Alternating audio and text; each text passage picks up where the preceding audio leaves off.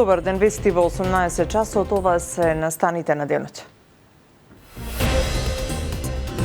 Партиите ги токмат изборните каравани. ВМРО ДПМН продолжи со објавување на кандидатите. Бројката ќе биде заокружена најдоцна до крајот на првата половина од јули месец. СДСМ за 2 недели ќе ги презентира своите кандидати. Нов протестен марш на ангелите во Кочани. Од СДСМ со обвинување до владата. Зошто се игнорираат постојните специјализирани капацитети? Дуи поради кривичните на Бектеши и Сарачини со став. Македонското обвинителство е заробено. Се е подготвено за повторното отворање на македонското етно село. Ќе функционираат 2 ресторани од отворен тип, 1 ресторан од затворен тип.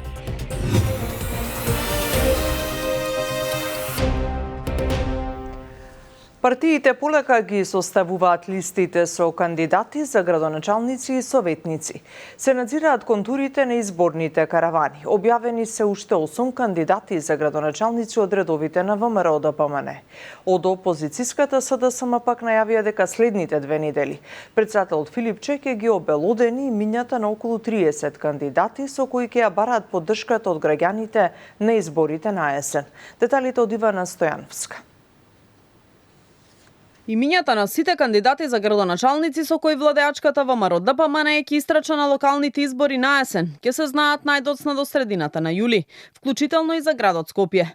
Премиерот и лидер на ВМРО ДПМН Мицкоски рече дека се прават дополнителни внетрепартиски анкети во 17 општини, откако синоќа извршниот комитет на седница ги потврди кандидатите за Македонски Брод, Могила, Пробишти, Богданци, Демиркапија, Росоман, Новаци и Дебарца. А пред 2 недели беа објавени уште 25 имиња на кандидати, од кои повеќето актуелни градоначалници низ општините. Мицкоски најави и поддршка за дел од кандидатите на коалиционите партнери вреди и знам. Очекувам дека бројката ќе биде заокружена најдоцна до крајот на првата половина од јули месец. Практично сите општини да ги добијат имињата на кандидатите. Исто така дел од кандидатите кои што ќе ги поддржиме уште во првиот круг се кандидати од коалиционите партнери кои што доаѓаат како ВМРО ДПМН, но и во рамките на внатрешната коалиција треба да видиме како ќе се покажат мерењата на јавно мислење, така што доколку и таму имаме одредени потенцијали кои што се над капацитетите на ВМРО ДПМН. Од понеделник е опозицијската СДСМ според најавите од Филипче ќе ги обелодени имињата на околу 30 кандидати со кои ќе бараат поддршката од граѓаните на изборите на есен. Сите имиња се очекува да бидат познати до крајот на месецов. Од СДСМ велат дека се уште се во тек внетрепартиските анкети, вклучително и за град Скопје, но не откриваат дали ќе дадат поддршка за некои од кандидатите на помалите опозицијски партии. Тече внетрепартиската постапка за избор на кандидати за градоначалници и советници, согласно јасно утврдени критериуми за квалитет, интегритет и поддршка од граѓаните во рамки на локалната заедница. Паралелно се вршат теренски анкети и истражувања со цел да се изберат најдобрите можни кандидати со кои СДСМ ќе излезе пред граѓаните. Во наредните 2 недели председателот на СДСМ Венко Филипче ќе објави дел од кандидатите, велат од СДСМ за Канал 5. Локалните избори, како што посочи собранискиот спикер Гаши на последниот брифинг со новинарите, ќе бидат распишани кон крајот на јули или почетокот на август. Тие треба да се одржат во октомври и ќе бидат 8 локални избори од осамостојувањето. Како можни датуми за нивно одржување, веќе се споменуваат 19 или 26 октомври. Во овие моменти во Кочани почнува маршот за ангелите. Со тоа што за разлика од претходните, овој протест ќе започне во 18 часот и 5 минути како символ за, како што е најавено, за доцнетата реакција на институциите. Рутата на протестот останува иста. Започнува од Паркот на Револуцијата, преку Градскиот трговски центар, преку општината, преку полициската станица до зградата на Основниот суд и Основното јавно обвинителство Кочани. Најавата дека владата планира да го отстапи од моралиштето Пониква како објект за продолжена медицинска нега на повредените во трагичниот пожар во Кочани отвора сериозни прашања околу професионалноста, одговорноста и капацитетите на институциите, обвинија од СДСМ. Дали Пониква е навистина погодна за медицинска нега? Одморалиштето Пониква е објект стар повеќе децении, наменет за одмор и рекреација, а не за медицински третман. Дали воопшто е проценето дали објектот ги исполнува техничко-технолошките стандарди, хигиенските и стерилни услови, кои се минимално потребни за лекување на лица со изгореници и психофизички трауми. Зошто се игнорираат постојните специјализирани капацитети? Премиерот Христијан Мицкоски вели дека не сака да коментира за обвинението поврзано со случајот во Кочани и повиците од СДСМ за негова политичка одговорност. Според него станува збор за политички пораки од опозицијата и најави дека граѓаните ќе го дадат својот суд на претстојните локални избори. Не сакам да коментирам, цело време се трудам да не коментирам работата на обвинителството во рамките на суштина. Генерално станува збор за политички пораки кои што даѓаат од опозицијата.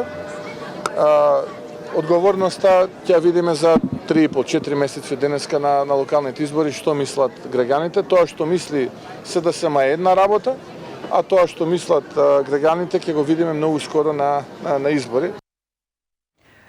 И за уште една партиска реакција. Демократската унија за интеграција со најголема загриженост ја следи одлуката на јавното обвинителство да покрене обвинување против поранешните министри за економија Крешник Бектеши и Валон Сарачини во врска со случајот во дискотеката Пулс во Кочани, велат од Мала Речица.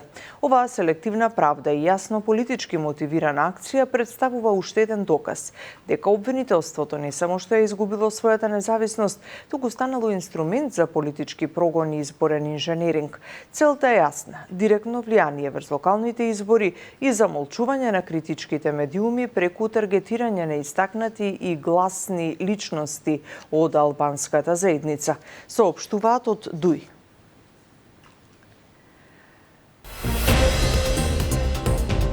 Од нива до трпеза. Како македонските земјоделски производи полесно да стигнуваат до граѓаните? Кога ќе поддржите локалната економија, вие инвестирате во еднината на нашите села.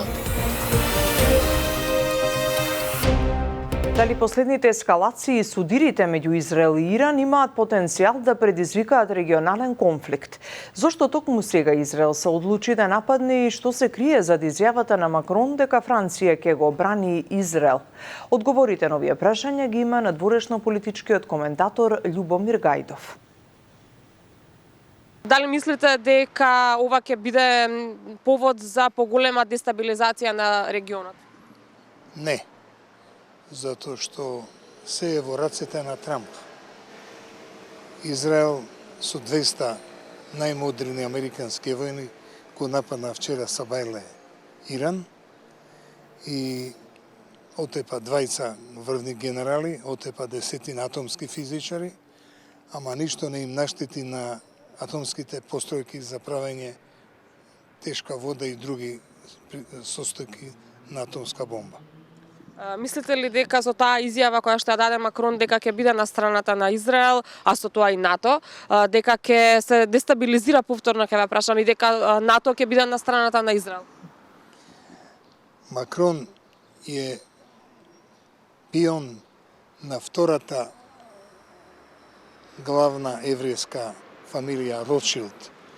Од обичен универзитетски асистент стана за некое време кратко председател на Франција. Значи, он е должен на фамилија Ротшилд, а таа е главната фамилија Ротшилд од Лондон, ја создаде држава Израел. Зошто мислите дека токму ова време го одбра како тајминг Израел за нападот? Не ова време. Уште од 7 октомври 2023, кога Хамас го нападна оној кибуц на 50 години од последната војна на Блиски Исток, има постојана војна што ја прави премиерот Натанијаху. Ако нема војна, тој ќе оди во затвор, затоа што Меѓународниот суд на правдата во Хаг него го гони ко воен злосторник, затоа што досега за жал во Газа има отепано 55.000 цивили, меѓу кои 15.000 дечи. И што ни кажете како мислите дека ова ќе заврши? Србите велат се тресела гората, се родил крушецот. Ке помине као и сите до сега работи. Иран, кој што влегувајќи во БРИКС, мислеше дека Русија и Кина ќе му помогнат. Ете, гледате, Путин е зафатен, заглавен во Украина, а Кина е далеко од овде. Така да, тоа ќе си помине како што било. Ништо нема да се случи. Менуваме тема. Од денеска до 17 јуни на полноќ е првото електронско пријавување во јунскиот рок за запишување ученици во прва година во јавните средни училишта во земјава за учебната 2025-2026 година, информираат од Министерството за образование и наука.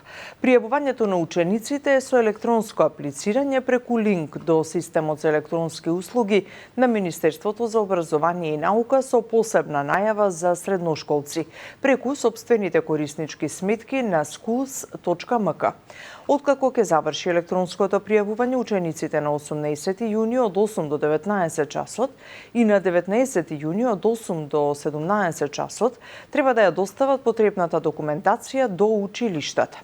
Конечната ранглиста со резултатите од запишувањето и слободните места секој училиште ќе ја објави на 20 јуни 2025 најдоцна до 12 часот на јавно место во училиштето и на училишната интернет страница. Околу 250 излагачи од над 30 општини, задруги и здруженија промовираат домашни македонски производи со цел зајакнување на врската меѓу руралните и урбаните средини како дел од манифестацијата Храна од општините, под мотото од нива до трпеза. Се од нашата општина, што се одржува во аеродром во организација на Сдруженијето Наша традиција, наша иднина, а со поддршка од Министерството за земјоделство. Македонска ракија, везани пиперки, биено сирење и скопски јабучар, ама и сладок мед и црвено вино. Ова се само дел од производите кои на пазарскиот саем во аеродром граѓаните можат да ги дегустираат на штандовите кои учествуваат на манифестацијата Храна од општините под мотото од нива до трпеза. Освен македонска традиционална храна, се промовираат и занаидчиски изработки, а идејата е да се доближат граѓаните директно до производителите. Руралните средини се чувари на македонскиот идентитет и сите треба да го поддржиме домашното производство, подлаче министерот за земјоделство Цветан Трипуновски. Ве повикувам да бидете горди амбасадори на македонските земјоделски производи, на производите од вредните раце на нашите занетчи, да ги посетите нашите предели кои изобилуваат со природни убавини, кога ќе одберете домашен производ, кога ќе ја поддржите локалната економија. Вие инвестирате во еднината на нашите села, на нашите општини, на нашата држава. Заедно да градиме подобра иднина за нашата земја. Заедно да негуваме традицијата која ни ја оставиле нашите предци и да ја пренесеме на идните генерации. Овој фестивал е символ на почит кон трудот на земјоделците. Со него се слават и нашите трајни вредности, посочи градоначалникот на аеродром Дејан Митевски. Фестивалот е символ на почит кон трудот на земјоделците, занаетчиите и младите производители. Оние кои со срце и посветено создаваат производи со душа. Локалното производство заслужува поддршка и внимание. Традицијата не треба да се заборави, туку да се негува и пренесува од колено на колено. На фестивалот кој се одржува во паркот Авиончи има и настапи со македонски изведувачи и фолклорни друштва, а граѓаните и утре можат да ги посетат штандовите на околу 250 излагачи од 30 места низ Македонија.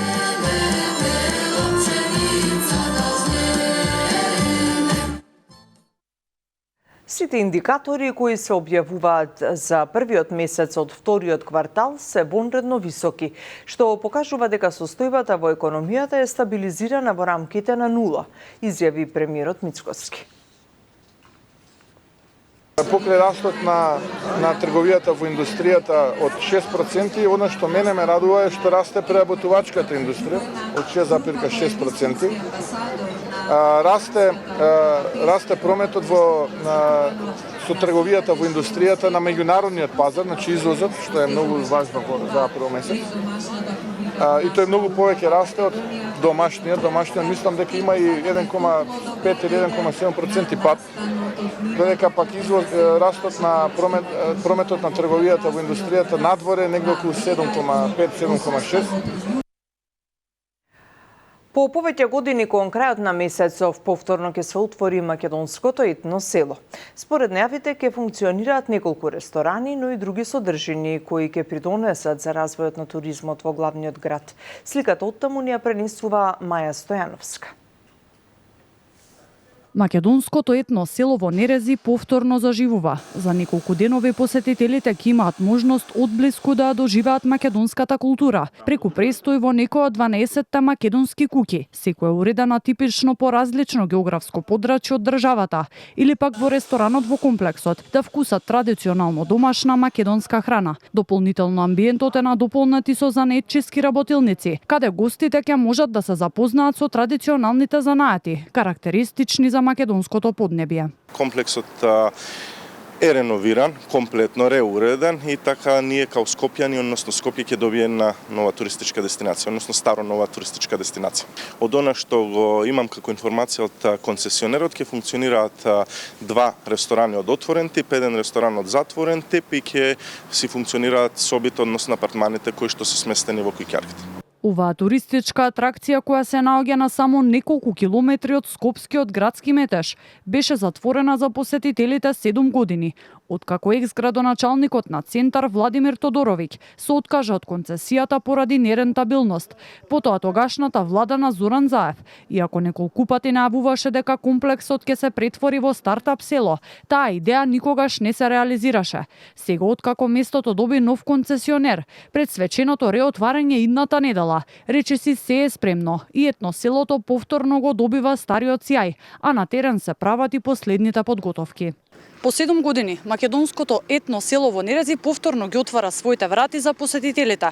Од она што можеме да го забележиме овде е дека се прават последните подготовки пред неговото свечено реотварање. За изградба на етно селото беа вложени 5,2 милиони евра, а за внатрешното уредување беа потрошени дополнителни 1,3 милиони евра.